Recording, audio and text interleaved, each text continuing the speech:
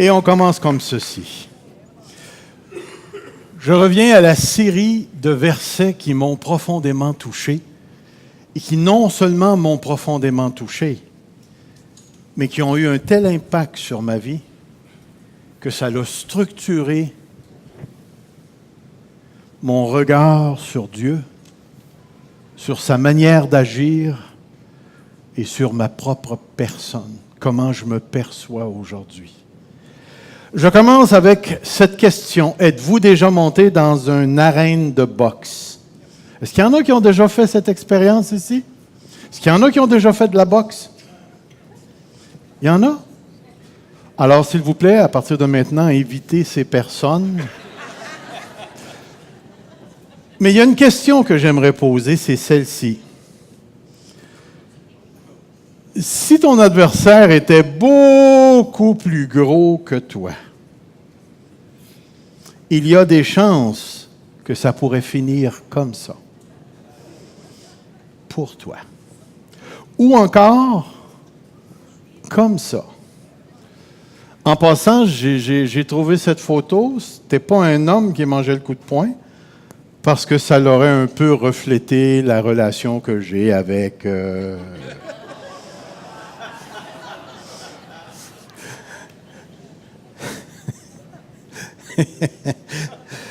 OK, là, je sais ce qu'elle est en train de penser. Elle dit, tu vas en manger une tout à l'heure.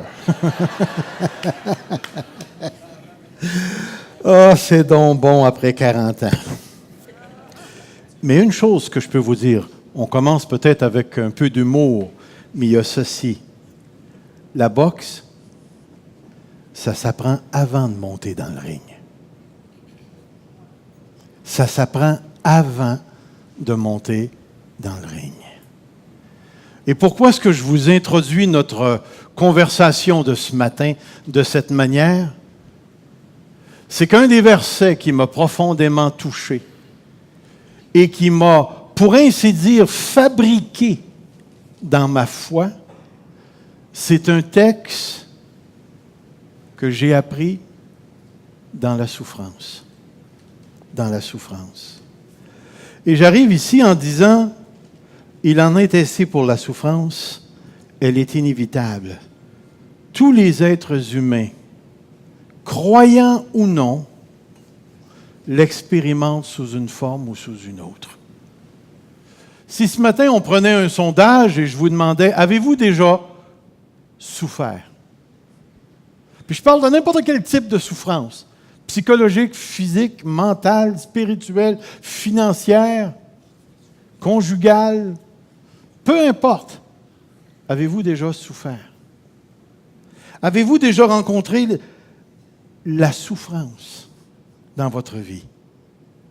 Est-ce que des gens ont déjà perdu une personne chère? Est-ce que des gens ont déjà connu un divorce? Est-ce que des gens ont connu une trahison? Une perte financière. Vous savez, nous, les croyants, nous avons une histoire de martyrs, de personnes qui ont payé de leur vie pour marcher avec Dieu. On pourrait ainsi dire, un chemin dans l'histoire de l'Église qui est pavé avec le sang des croyants. Personne ici-bas, sous cette terre, n'échappe à la souffrance. Mais je me rappelle qu'il y avait un frère, à un moment donné, qui donnait une conférence sur la souffrance et qui a dit une parole que j'ai trouvée très, très intéressante. Il dit, c'est pas quand tu es dans la souffrance que c'est le temps d'apprendre ce qui est relatif à la souffrance. C'est avant qu'il faut que tu le saches. Pour que lorsqu'elle viendra frapper à ta porte, tu sois préparé. Tu sois préparé. Que faut-il savoir? Je suis en train de préparer le terrain pour vous présenter l'un des textes qui m'a profondément transformé. Vous vous rappelez du premier texte? « Garde ton cœur plus que toute autre chose, car de lui viennent les chemins de la vie. » Le deuxième, souviens-toi de tout le chemin que l'Éternel, ton Dieu, t'a fait faire dans Deutéronome. Il t'a fait souffrir la faim, il t'a fait souffrir la soif, afin que tu apprennes que l'homme ne vit pas de pain seulement, mais de toute parole qui sort de la bouche de Dieu. Et ce troisième verset que nous allons voir s'inscrit aussi dans ce parcours que nous allons faire. Alors si un jour tu rencontres la souffrance, qu'est-ce que tu dois savoir avant de rencontrer la souffrance? La première chose, c'est que l'histoire de la Bible commence avec la chute. La chute. Savez-vous ce que ça veut dire, la chute?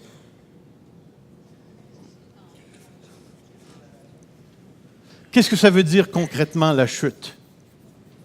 Comme par un seul homme, le péché est entré dans le monde. Et par le péché, la mort. Et que la mort s'est étendue sur...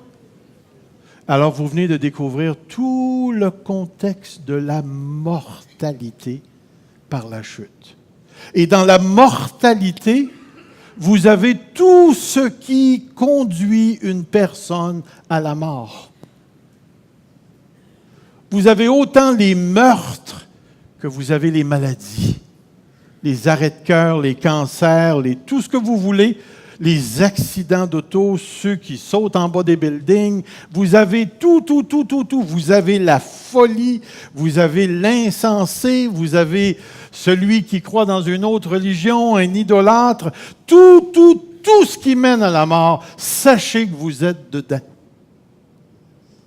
Et sans être prophète, je peux quasiment garantir que la plupart d'entre vous ne seront plus ici dans 30 ans.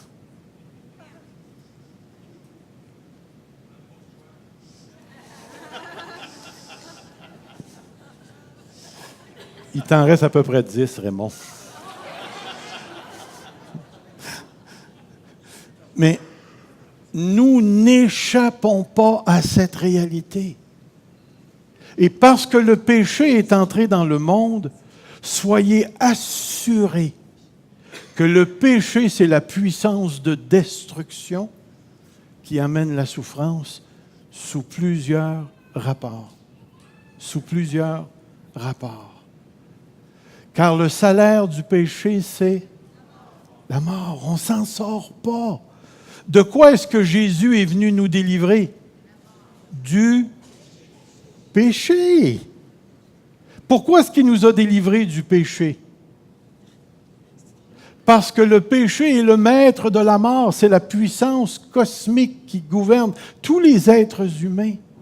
Savez-vous que le péché n'a pas besoin de Satan?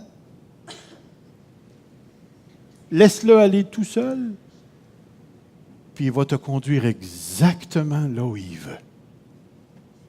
Et ça prend une intervention divine pour nous libérer.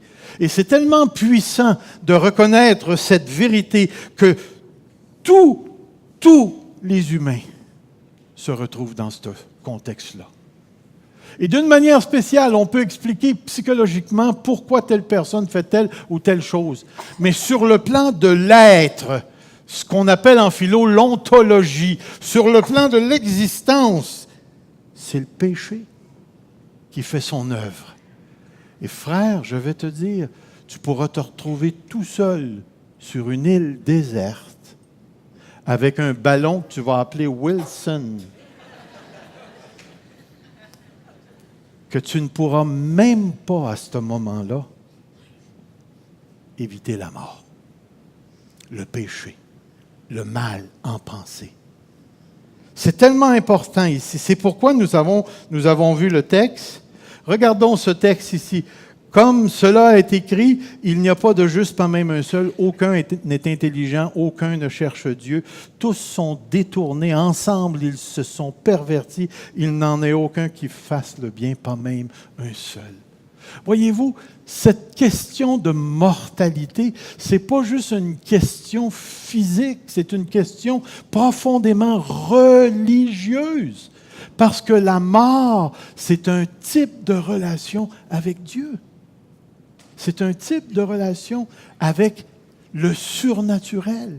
Vous rappelez-vous du premier verset de la lettre aux Éphésiens au chapitre 2? nous étions morts par nos fautes et nos transgressions, dans lesquelles nous marchions autrefois, selon le prince de la puissance de l'air. C'est qui ça, ce prince de la puissance de l'air? C'est le diable, Satan.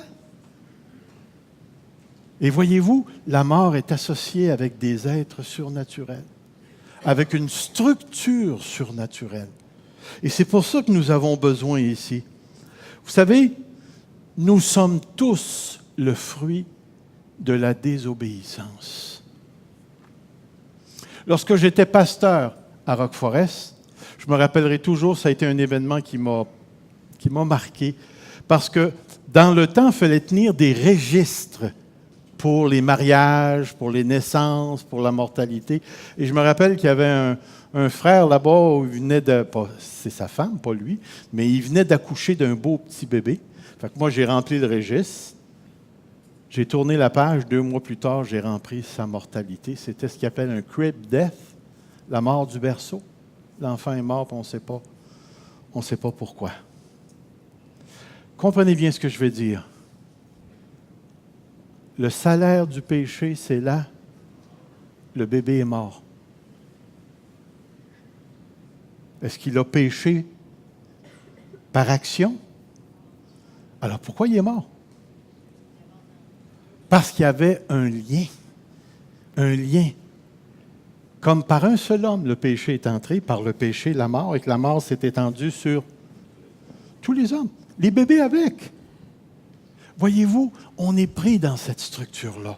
Et parce qu'on est dans cette structure-là, ne te surprends pas si le péché vient frapper à ta porte par l'entremise de ton beau-frère, ta belle-mère, ta femme, ton mari, ton fils qui prend de la drogue, ou ci ou ça. Étonne-toi pas. C'est là, partout, partout, partout, partout, partout. La deuxième affirmation qu'il faut savoir, c'est peut-être que ça commence avec la chute. Mais quand tu regardes à l'autre bout de la Bible, qu'est-ce que tu vois? Tu vois la victoire, la résurrection des corps, les nouveaux cieux, la nouvelle terre.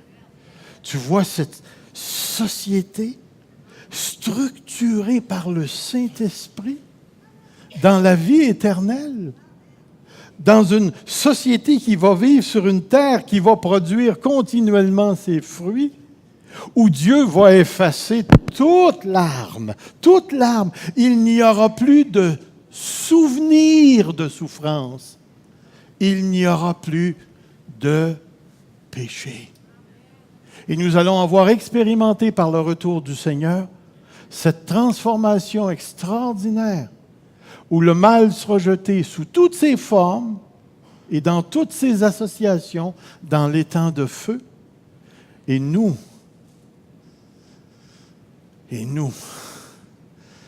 allons commencer avec des corps ressuscités, une vie extraordinaire qui ne s'arrêtera plus jamais. Frères et sœurs, c'est réellement l'histoire de la Bible. Alors, rappelle-toi de ceci, que la souffrance se trouve entre la chute et l'espérance, la certitude des nouveaux cieux et de la nouvelle terre. C'est ici que ça se passe pour nous. C'est ici que ça se passe. Et pourquoi c'est important d'avoir ça? C'est parce qu'il n'y a pas d'utopie ici. Jamais tu vas retrouver, comprends ce que je suis en train de dire, jamais tu vas retrouver un évangile qui va te dire que tu ne seras jamais touché parce que Dieu t'aime. Parce que Dieu t'aime. Tu vas être protégé complètement. Tu ne seras jamais malade. Tu ne seras jamais pauvre. Tu vas toujours avoir du travail. Puis en plus de ça, tu vas toujours guérir. Il n'y aura plus jamais de maladie parce que tu es avec Christ ici. C'est de la foutaise. C'est de la foutaise. Est-ce que Dieu guérit encore aujourd'hui? Définitivement qu'il le fait. Est-ce que Dieu protège encore ici? Mais est-ce que Dieu ne protège pas des fois? Est-ce que Dieu ne guérit pas des fois? On n'est pas au ciel encore. Est-ce qu'on a des frères et des sœurs qui vont mourir du cancer? Est-ce qu'on a des frères et des sœurs qui vont être guéris du cancer? Définitivement. Mais la chose qu'il faut réaliser, c'est qu'il n'y a pas d'utopie ici. Allez pas croire les gens qui vous prêchent un évangile de bonbons. Comment est-ce qu'il s'appelait ce fameux auteur Dietrich Bonhoeffer, qui a écrit un livre qui s'appelle La grâce cheap. Cheap grace. C'est une grâce qui ne coûte rien et que tu t'imagines que tu vas tout récolter. Ça n'existe pas. Comprenez bien ce que je vais vous montrer maintenant. Tu ne peux pas vivre fidèlement dans cette vie à moins de vivre pour l'autre vie. C'est une impossibilité. C'est une impossibilité. Alors, frères et sœurs, on est en train de préparer le terrain. Une autre chose qu'il faut apprendre, c'est qu'il existe un mystère de la souffrance. Un mystère de la souffrance. Vous vous rappelez de ce texte? Dieu parle cependant tantôt d'une manière et tantôt d'une autre, et l'on n'y prend point garde. Regardez ici, la partie le fun. Il parle par des songes, des visions nocturnes, quand les hommes sont livrés à un profond sommeil, quand ils sont endormis sur leur couche. Avez-vous déjà eu un rêve surnaturel? Un rêve par l'esprit? C'est assez le fun. J'aime assez ça, moi, quand Dieu me parle comme ça. Tu te réveilles le matin, là, puis... Wow! Le café, il est bon! J'aime quand Dieu me parle dans mon sommeil. Mais il y a une autre partie aussi. Par la douleur aussi, l'homme est instruit, l'homme est corrigé. Quand il est cloué au lit, quand tous ses os s'engourdissent. Puis ce qui est intéressant dans le texte, c'est que dans l'hébreu, tu as le petit mot « par » qui rattache la phrase au début. Dieu parle tantôt d'une manière. Il parle par les rêves. Puis là, oui, par la souffrance aussi. Comprenez ce que je veux dire, qui est tellement important. La souffrance peut être une parole de Dieu. Mais cette parole-là ne s'apprend pas de la même manière que l'autre. Et sachez-le, que si la souffrance vient frapper à ta porte, il est fort possible que Dieu ait quelque chose à te dire. Que Dieu ait quelque chose à te dire. Quatrième affirmation. La Bible nous révèle qu'il y a un mystère de la providence de Dieu. Non seulement un mystère de la souffrance, mais ce mystère de la souffrance existe dans un mystère de la providence de Dieu. Vous savez-vous de quoi on parle lorsqu'on parle de la providence de Dieu? On parle de la manière dont Dieu gère l'univers. On parle de la gouvernance de l'univers. Pensez-vous que M. Trump est arrivé au pouvoir par accident? Pensez-vous que nous, on a un M. Trudeau par accident? Et puis que dans quelques mois, l'Église va avoir à se battre avec le pote? Que c'est par accident? Pensez-vous que c'est un accident? Si vous dites non, est-ce que c'est un accident, le gars que tu maries? C'est-tu un accident, la femme que tu maries? C'est-tu un accident, le petit... j'étais pour dire le petit Vera, là, mais le petit...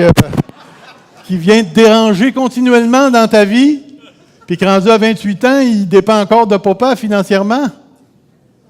C'est-tu un accident? C'est-tu un accident qui t'arrive si c'est un accident? Ou bien est-ce que Dieu est souverain dans les moindres détails? La question, elle est importante maintenant et doit être posée maintenant. Regardez ce qui est arrivé à Job. Puis regardez le ministère, pas le ministère, mais le mystère de la souffrance. Vous rappelez-vous les premières paroles que Dieu a dit à Job? Ça commence pas mal intéressant. Qui est celui qui obscurcit mes plans par des discours dépourvus de savoir? Hey, essayez de vous mettre dans la peau de... Non, pas la peau, mais la position, parce que la peau, il a passé son temps à se gratter, puis il y avait des démangeaisons, puis ça allait très mal. Puis là, Dieu s'en vient lui dire, en le regardant du haut, puis il dit, « Peux-tu bien me dire quel insensé il est venu obscurcir mes plans? » C'est ce qu'il est en train de lui dire. Des discours dépourvus de savoir. Mets donc une ceinture autour de ta taille comme un vaillant homme.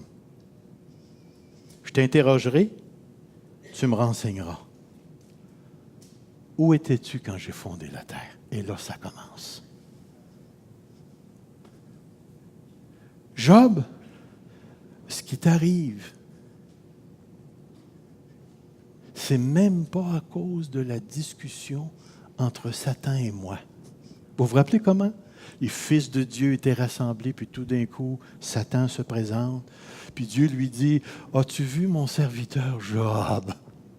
Comment est-ce qu'il est fidèle? » Puis là, Satan, il commence avec sa régine, « Touche assez bien! » Après ça, peau pour peau. Un homme va nier Dieu s'il est malade, puis s'il est en train de mourir. Le Seigneur lui dit, « Vas-y, touche à son corps, mais touche pas à sa vie. » Et là, Satan touche à son corps, et là, l'histoire commence. Et Job fréquente, comprenez ce que je veux dire, Job fréquente la folie. Parce qu'à la fin de son discours, il va commencer à accuser Dieu. Puis il va dire des choses à Dieu. Il va le traiter d'injuste dans son discours. Tu n'avais pas le droit de me faire ça. Tu as fait ça à quelqu'un qui était fidèle. Puis là, Dieu va lui dire, quel est celui qui obscurcit mes plans comme un insensé?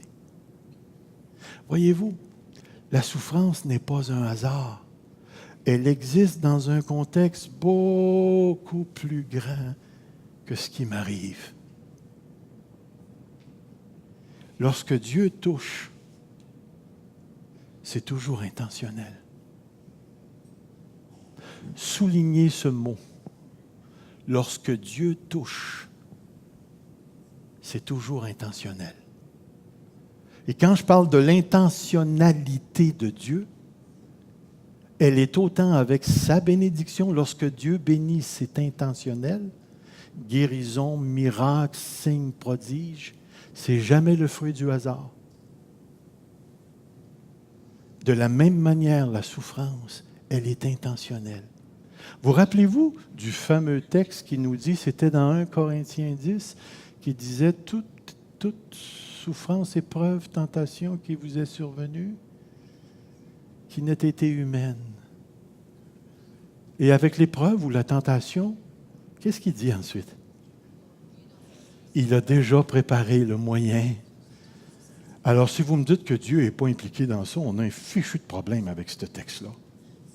Puis il n'y a pas un autre texte qui dit quelque part dans Romains 8 qui dit « Toute chose concourt au bien ». Vous savez, ce texte-là, là, il est totalement vrai. Mais il ne marche pas quand il est question de moi. Du moins, j'ai pensé ça pendant longtemps, que ce que Dieu me faisait. Et c'est pourquoi j'arrive à ces deux propositions ici. Dieu est absolument souverain, mais sa souveraineté ne fonctionne jamais de manière à réduire la responsabilité humaine. Mais de l'autre côté, la responsabilité ne fonctionne jamais de manière à réduire la souveraineté de Dieu. Dieu gère tout, entièrement tout. Matthieu, il n'y a aucun cheveu qui tombe de votre tête sans que ça soit... Vous savez que dernièrement, plus tu vieillis, ça commence à tomber. Fait que je me suis tourné vers Dieu, puis j'ai dit, Seigneur, c'est toi qui contrôles tout? C'est ta volonté que mes cheveux tombent? Ralentis-la, s'il vous plaît.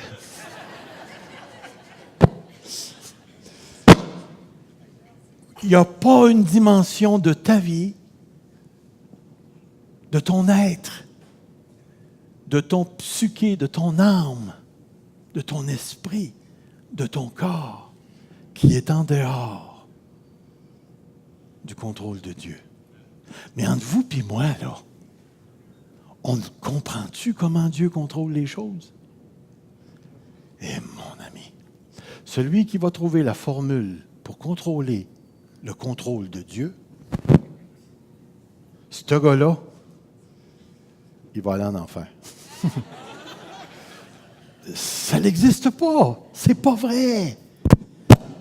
Est-ce que tu fais ça quand je bouge?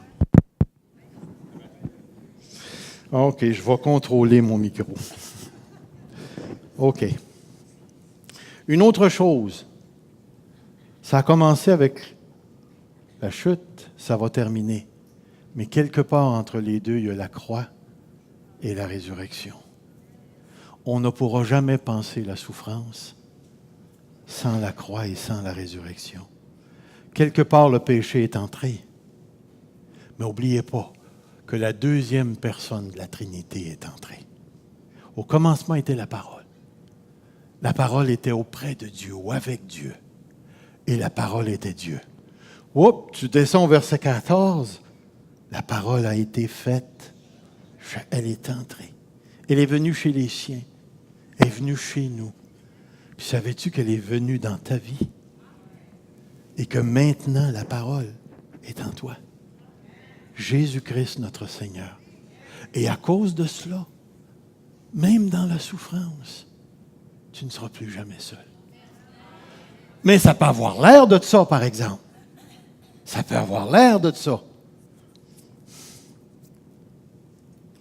Dieu nous présente Jésus-Christ comme une victime propitiatoire ou expiatoire, le sacrifice sur lequel il a déversé sa colère pour qu'elle ne nous atteigne pas, tout en demeurant juste à l'égard des péchés passés et en démontrant sa justice dans les temps présents. Pour tous ceux et celles qui croient en Jésus-Christ. Frères et sœurs, parce que maintenant Jésus-Christ est en nous, il n'est plus possible pour le croyant de se donner la permission. C'est-à-dire, c'est pas qu'il n'est plus possible, c'est qu'il ne faut pas qu'il soit possible pour le croyant de se donner la permission de voir sa situation sans Jésus-Christ. Sans Jésus-Christ. Je vais sauter sur celle-là ici. La Bible nous dit que Dieu est juge et qu'il ne se récuse jamais. Il est le plus élevé que tous les systèmes humains car il est le système de justice lui-même. Comme souverain juge, il ne peut jamais se récuser. Même si tous les péchés sont intimement commis contre lui, toutefois, il peut prendre la place du condamné et subir la sentence de l'autre. Ce qu'un juge dans nos systèmes légaux ne peut pas faire. Et c'est pourquoi il est écrit, ils sont gratuitement déclarés justes par sa grâce, par le moyen de la libération qui se trouve en Jésus-Christ. C'est lui que Dieu a destiné à être par son sang une victime expiatoire pour ceux qui croiraient. Voyez-vous, la croix de Jésus-Christ, c'est le moment de la souffrance divine. De la souffrance divine. Où Dieu vient faire quelque chose pour nous dans notre misère qu'aucun autre être humain ne pouvait faire. Alors nous devons affirmer à la fois la divinité et l'humanité de Jésus-Christ. Parce que Jésus-Christ est Dieu, il peut nous représenter devant Dieu. Et parce qu'il est humain, il peut nous représenter, nous. Alors, dans ce moment crucial où tu découvres que la chute va inévitablement apporter de la souffrance et que tu regardes l'espérance qui est réservée pour ceux qui croient, il faut absolument que dans ton moment de souffrance, tu rencontres la personne de Jésus-Christ, sous une forme ou sous une autre. Vous savez, la souffrance, c'est une expérience. Vous allez voir où on s'en va avec tout ça. Il y a une vérité extrêmement importante ici. Et la vérité importante que je veux tenter de vous communiquer, c'est que j'ai vécu, moi, personnellement, dans le temps où Dieu m'a sorti du ministère, justement, pour que je le rencontre dans la souffrance, il m'a permis de vivre une expérience qui m'a complètement bouleversé. Et j'ai appelé cette expérience marquante une expérience de vraie liberté. Ça s'est passé dans le coin de North Hatley. Ça s'est passé dans le temps que je descendais une côte. Puis il y a eu un moment de rencontre extraordinaire qui m'a fait terriblement peur. Lorsque mon épouse travaillait à North Hatley, nous, on demeurait à Sherbrooke, il fallait que je prenne un chemin qui descendait, mais en serpent, comme ça. Puis ça descendait pas mal. C'était vraiment le fun quand tu mettais ça au neutre, là, puis tu descendais, là, c'était le fun. Mais cette fois-là, ça n'a pas été le fun. Dans cette période de ma vie, entre l'âge de 35 ans et 45 ans, j'ai vécu un 10 ans où je ne me reconnaissais plus. J'étais tellement en colère contre Dieu que j'étais en train de tout détruire ce qu'il y avait autour de moi. Evelyne travaillait au foyer pour les personnes âgées à North Hatley, qui était un foyer chrétien privé. Puis là, moi, j'avais l'auto et il fallait que j'aille la chercher. Puis je me rappelle qu'en allant chercher Evelyne, je m'en allais, j'étais rendu en haut de la côte, mais ça avait commencé dès que j'ai sorti de la cour chez nous. J'ai commencé à chialer. Avez-vous déjà fait ça, chialer tout seul, dans votre char? À haute voix. Puis tellement en colère que tu ne te retiens pas, tu enlèves tout, tu te mets à sacrer. Puis sacrer après Dieu. Moi, je peux vous dire une chose. Si vous pouvez éviter ça, évitez ça. C'est un des moments les plus décevants quand j'y pense. Ça faisait 20 ans que j'étais pasteur. J'étais réduit à sacrer après Dieu. Puis je me rappellerai toujours. J'étais en train de fulminer contre Dieu. Il y avait quasiment de la boucane qui sortait de mon nez. J'étais réellement en colère. Puis quand on est arrivé en haut de la côte, je ne peux pas vous dire ce qui s'est passé. C'est un Twilight Zone. C'est comme si je suis rentré dans une zone. Je ne peux pas l'expliquer, je ne suis pas capable. Je suis rentré dans une zone et là, Dieu m'a parlé. Savez-vous ce qu'il m'a dit? Il m'a dit, je te donne l'entière liberté de me renier. J'en ai encore le frisson. Il m'a dit, je te donne l'entière liberté de me renier. Et tout de suite après sa parole, j'ai senti l'enfer. J'ai vécu quelque chose que je ne suis pas capable d'expliquer. Et le seul mot, une seule expression que je peux vous donner, c'est j'ai eu la chienne. J'ai eu tellement peur. Et tout d'un coup, je suis ressorti de cette zone-là. J'étais rendu en bas de la côte. Mais j'ai appris quelque chose. J'ai appris quelque chose. J'ai appris ceci. On ne se défait jamais de la liberté qui nous a été donnée, de l'autodétermination, même dans les pires circonstances de nos vies. Prenez le temps d'assimiler cette vérité-là. On ne se défait jamais de notre autodétermination. Savez-vous ce que ça veut dire concrètement? C'est que peu importe l'intensité de la souffrance, peu importe les circonstances terribles dans lesquelles tu te retrouverais, même dans un camp de concentration, tu ne perdras jamais la capacité de choisir. Tu vas toujours déterminer. Puis même quand tu es dans des circonstances que tu ne contrôles pas et qui vont t'apporter une grande souffrance, tu continues à être un autodéterminant, à faire tes choix. À faire tes choix. Savez-vous une chose? La souffrance, des caractéristiques de la souffrance, c'est qu'elle nous garde dans l'immédiateté de la situation. Tu as déjà vécu de cogner avec un marteau?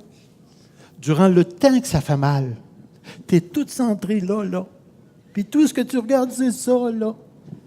Mais c'est ce que la souffrance fait. La souffrance psychologique t'emmène à te replier sur toi-même. La souffrance financière te fait marcher comme un chien d'un bord et de l'autre pour essayer de trouver des solutions. Et la souffrance nous garde dans l'immédiateté. Elle t'amène à te surconcentrer sur toi-même. Elle t'invite aussi à déformer la réalité. Pour moi, là, dans ce temps-là, là, c'est triste à dire, mais quand j'étais en pleine souffrance et que les chrétiens voulaient venir m'aider, mais pour moi, les chrétiens, c'était des ennemis. C'était des gens que je ne voulais pas voir. J'étais tellement en colère contre Dieu que je me disais eux autres puis leur discours. Voyez-vous, j'avais fait une distance entre les chrétiens puis moi. Une autre chose, elle t'incite à fabriquer tes propres justifications. Moi, dans ma souffrance, ça a été longtemps, c'est de la faute à Evelyne. Ah oui, ça me prenait un bouc émissaire. Après ça, c'était la faute à l'Église. Puis après ça, c'était de la faute à Dieu. Mais ça a pris du temps avant que je dise, c'est de ma faute.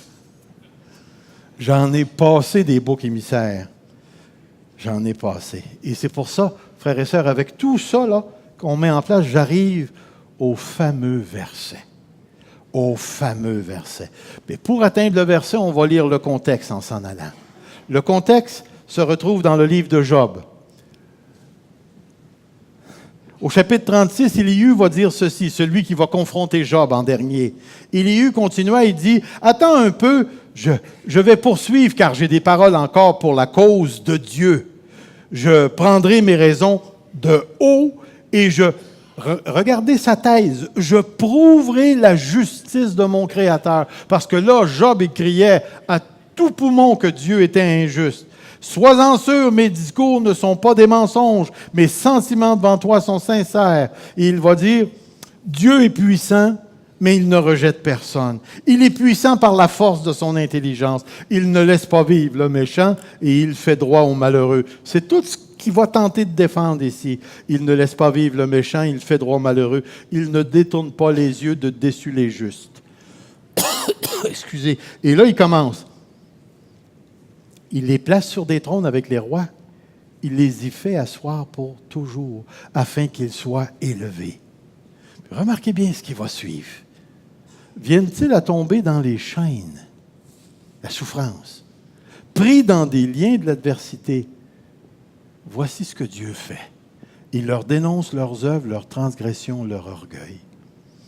Et dans la Bible, second, c'est marqué, il les avertit. Mais ici, il y a quelque chose dans l'hébreu qu'il faut absolument saisir. Il leur ouvre l'oreille. Et c'est tellement important que tu saisisses cette vérité-là. Parce qu'il y a une des choses que la souffrance fait, c'est qu'elle rend sourd. Elle rend sourd. Mais elle a pour but de te permettre d'entendre ici. Puis remarque bien ce qu'il est dit. Pour leur instruction. Il les exhorte à se détourner de l'iniquité. S'ils écoutent l'oreille et se soumettent, ils achèvent leur jour dans le bonheur, leur année dans la joie. S'ils n'écoutent pas, ils périssent par le glaive, ils expirent dans l'aveuglement. Remarquez bien le verset qui va suivre. Les impies se livrent à la colère. Ils ne crient pas à Dieu quand il les enchaîne. Pensez à ce verset-là. Les impies ne crient pas à Dieu quand il les enchaîne. Ils perdent leur vie dans leur jeunesse, ils meurent comme les débauchés, mais Dieu sauve le malheureux. Puis regardez le moyen. Par son malheur même. Je vous disais que la souffrance était intentionnelle. Et ensuite, c'est marqué, et c'est par la souffrance qu'il leur ouvre l'oreille. Par la souffrance qu'il leur ouvre l'oreille. Mais remarquez l'exhortation qui va suivre. Élihu va donner le conseil que j'aurais dû recevoir. Mais si tu défends ta cause comme un impie, c'est exactement ce que j'ai fait. Le châtiment est inséparable de ta cause. Inséparable de ta cause. Puis regardez ce qu'il va dire. Que l'irritation ne t'entraîne pas à la moquerie et que la grandeur de la rançon ne t'effraie pas. Il est toujours possible pour un être humain ou un croyant d'agir comme un insensé dans la souffrance et subir les conséquences de sa propre folie. Et là, je vous présente le texte.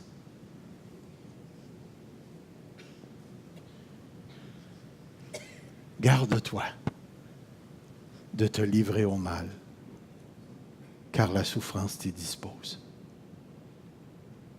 D'un côté, vous avez le but de Dieu, délivre le malheureux par son malheur même, et par la souffrance, il leur ouvre l'oreille.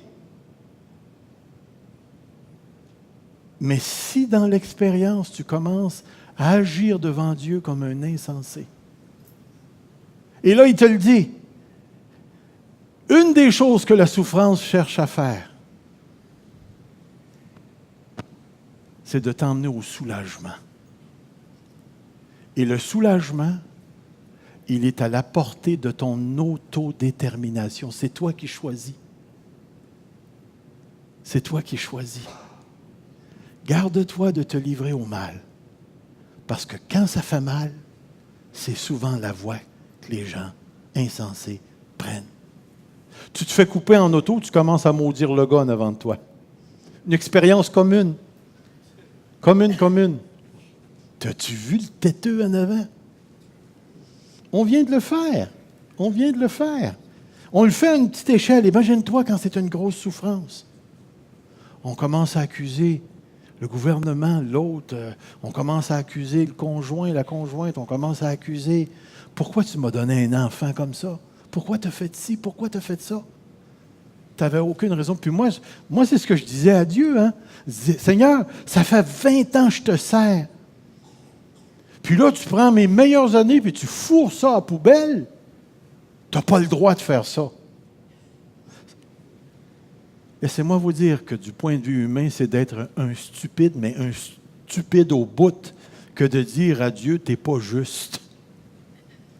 C'est impossible pour Dieu d'être injuste. C'est impossible. Mais voyez-vous, la souffrance déforme la réalité. Parce que moi, je suis touché, Dieu est injuste. Mais quand il touche mon frère, écoute là, fais attention à ce que tu dis à Dieu. Dieu est juste. Mais moi, Dieu est injuste. La souffrance t'emmène à te centrer sur toi. Mais ce que je trouve intéressant, c'est la suite. Garde-toi de te livrer au mal, car la souffrance t'y dispose. Dieu est grand par sa puissance. Qui saurait enseigner comme lui? Voyez-vous ce qui est intéressant ici? C'est que la souffrance a un rôle pédagogique. Dieu s'en sert pour ouvrir l'oreille, pour dénoncer l'orgueil, le péché, et ainsi de suite. Dieu se sert de la souffrance pour instruire. Vous rappelez-vous du verset? Souviens-toi de tout le chemin que l'Éternel, ton Dieu, t'a fait faire. Il t'a fait souffrir la faim, il t'a fait souffrir la soif, afin que tu apprennes. Que tu apprennes quoi? La leçon. L'homme ne vit pas de pain.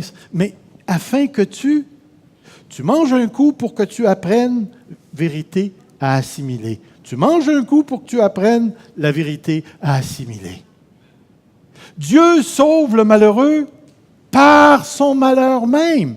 Et c'est par la souffrance qu'il leur ouvre l'oreille pour leur instruction.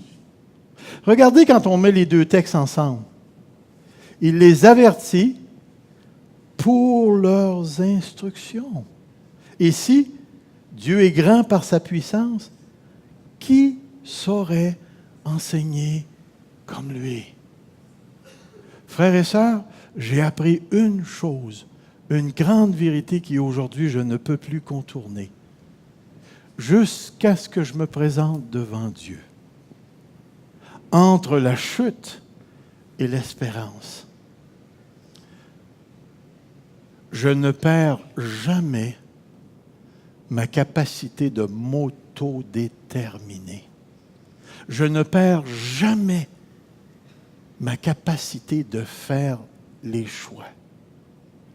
Et la nature des choix que je fais ne sont jamais sans engendrer les conséquences qui lui sont propres.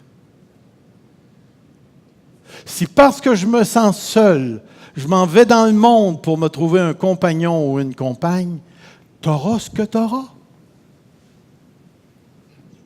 Si la solitude t'emmène à aller choisir un incroyant, mais tu auras à te battre par la suite et toutes les conséquences que la mort et la vie dans le même lit engendrent. Exactement. Saviez-vous qu'on a le droit de prendre une bière?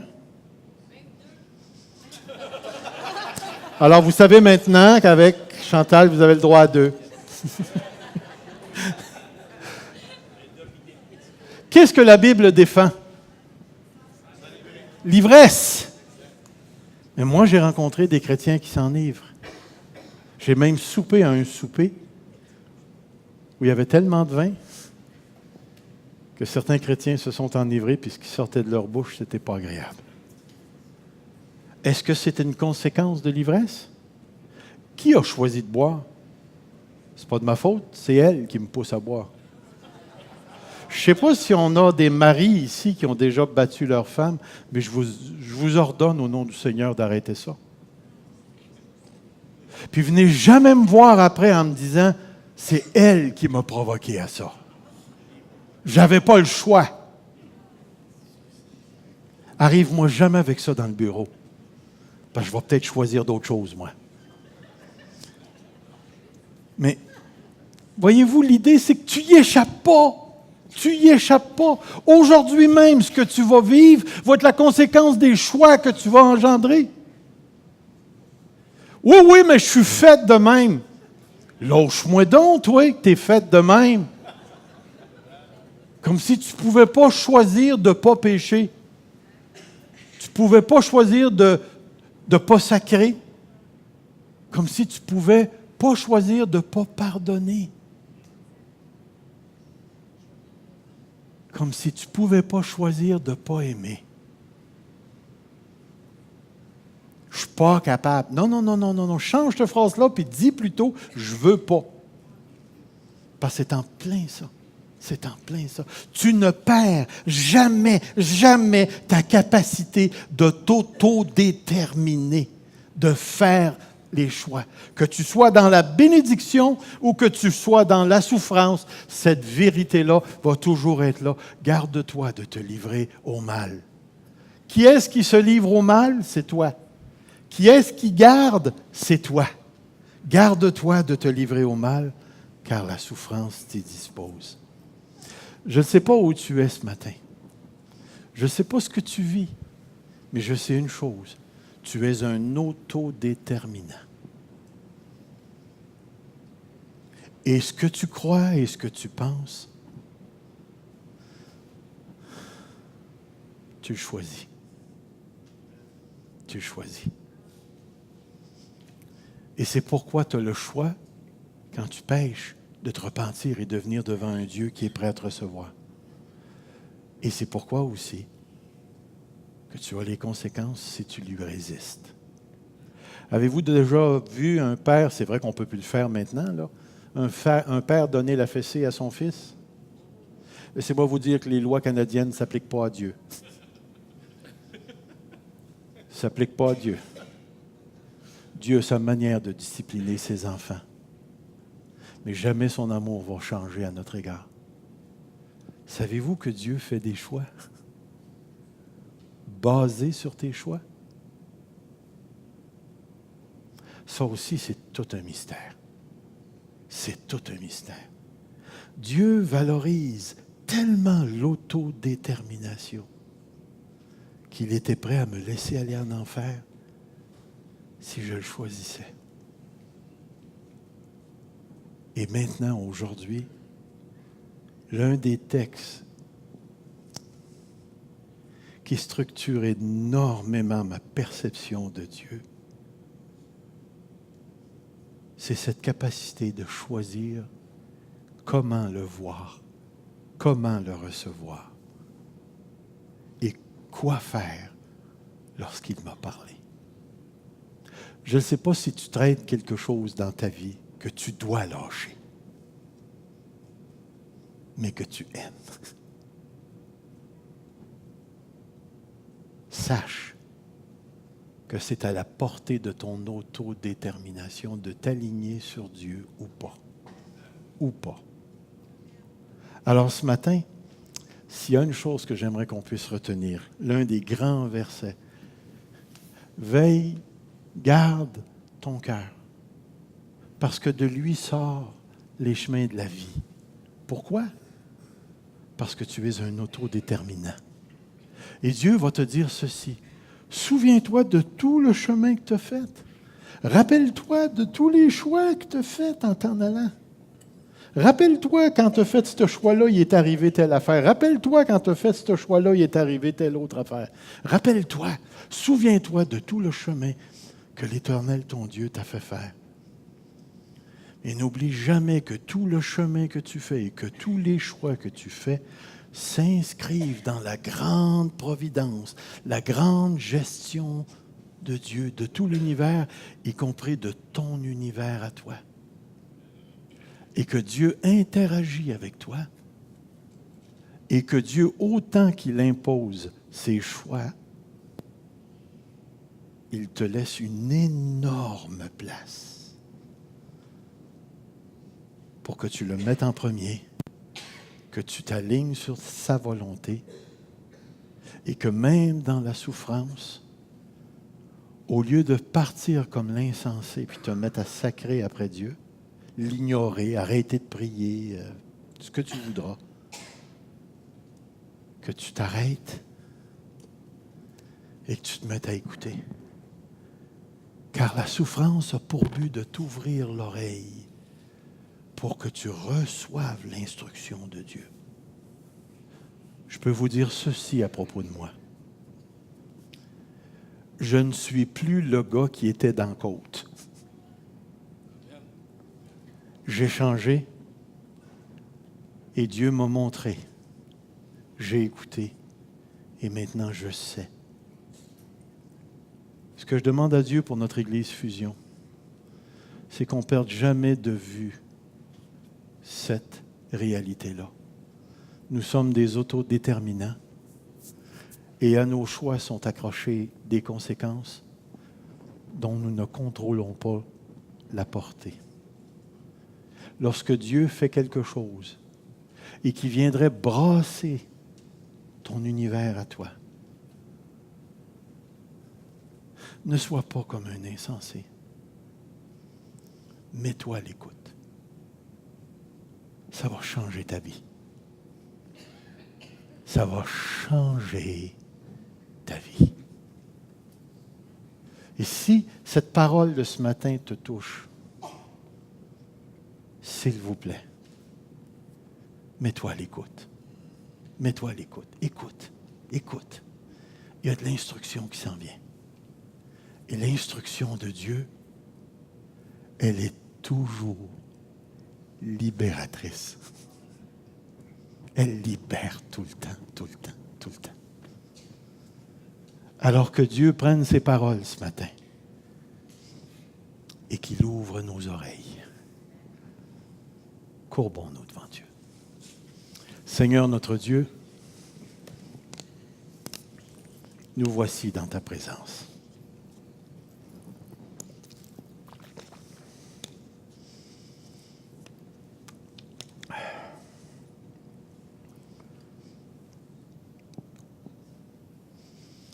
Nous avons tellement besoin, non seulement de la parole écrite, mais des paroles individuelles que tu as à nous dire. Je veux te dire merci, Seigneur, de l'expérience de la côte de North Atlee. Ça m'a montré à quel point, Seigneur, je suis un homme créé et que je peux m'auto-déterminer dans la sphère que tu m'as accordée dans mon existence à moi personnellement, subjective. Je veux te remercier parce qu'aujourd'hui, je comprends que devant le mal, j'échappe jamais à mes choix, à mon autodétermination. Donne-moi, Seigneur, de ne pas être un impulsif comme un insensé et d'aborder la souffrance avec la folie de t'accuser et de t'injurier, Seigneur. Donne-moi la sagesse de ne pas tomber dans l'apitoiement où je m'abaisse moi-même à partir du mensonge que j'ai cru. Ne permets pas aux choses qui m'ont déçu, Seigneur,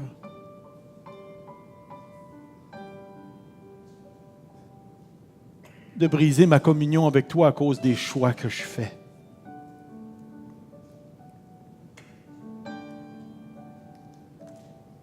Et quand la souffrance viendra à ma porte, Seigneur,